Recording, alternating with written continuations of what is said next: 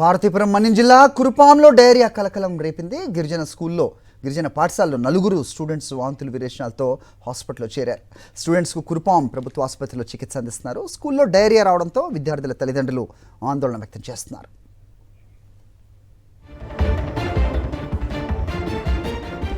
ఘటనపై అప్డేట్స్ మా కరెస్పాండెంట్ యుగంధర్ అడిగి తెలుసుకుందాం. యుగంధర్, చెప్పండి, ఎలా ఉంది ప్రస్తుతం వాళ్ళ పరిస్థితి? అది పార్వతీపురం మన్యం జిల్లా కురుపాం గిరిజన సంక్షేమ హాస్టల్లో డయేరియా కలకలం రేపుతుంది.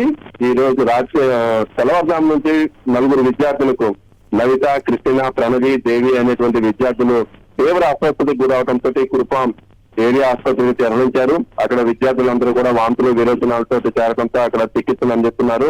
మరికొంతమంది విద్యార్థులకు కూడా ఈ సింటమ్స్ ఉన్నాయనేటువంటిది తెలుస్తోంది.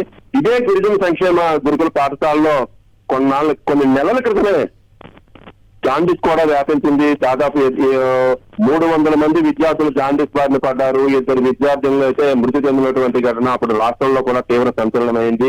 ఈ నేపథ్యంలో అక్కడ ఉన్నటువంటి డ్రింకింగ్ వాటర్ యూనిట్ ఏదైతే ఉందో అది క్లీన్ చేశామని చెప్పి అప్పుడు అధికారులు కూడా చెప్పారు. జాతీయ ఎస్టీ కమిషన్ కూడా వచ్చి దీన్ని పరిశీలించి ప్రభుత్వానికి చివరి కూడా పెట్టింది. ఇక్కడ ఉన్నటువంటి డ్రింకింగ్ వాటర్ ఆర్ఓ ప్లాంట్లు అయితే బాగాలేవు, దీన్ని మార్చండి అని చెప్పి. అయినప్పటికీ కూడా ఈ రాష్ట్ర ప్రభుత్వం ఏమాత్రం కూడా స్పందించలేదు. ఆర్ఓ ప్లాంట్ ని సరిగా నిర్వహించకపోవడంతో మరలా ఇప్పుడు విద్యార్థులను అయితే డయేరియా బారిన పడినట్టుగా మనకు అర్థమవుతుంది. ప్రస్తుతానికి అయితే ఒక్కొక్క కేసు బయటపడుతున్నటువంటి పరిస్థితి కనిపిస్తోంది. గిరిజన సంక్షేమ హాస్టల్ నుంచి ఈ విధమైనటువంటి సమాచారం మీడియాకు రాకూడదని కట్టుదిట్టమైనటువంటి నియమాలు పెట్టారు. ఒక్కరు కూడా మాట్లాడినటువంటి పరిస్థితి. హాస్పిటల్ కి ఒక్కొక్కరిని తరలించడం అయితే మనకు కనిపిస్తుంది. మరోవైపు విద్యార్థుల తల్లిదండ్రులు అందరూ కూడాను ఇప్పుడిప్పుడే హాస్టల్ చేరుకుంటున్నటువంటి పరిస్థితి ఇక్కడ మనకు కనిపిస్తుంది.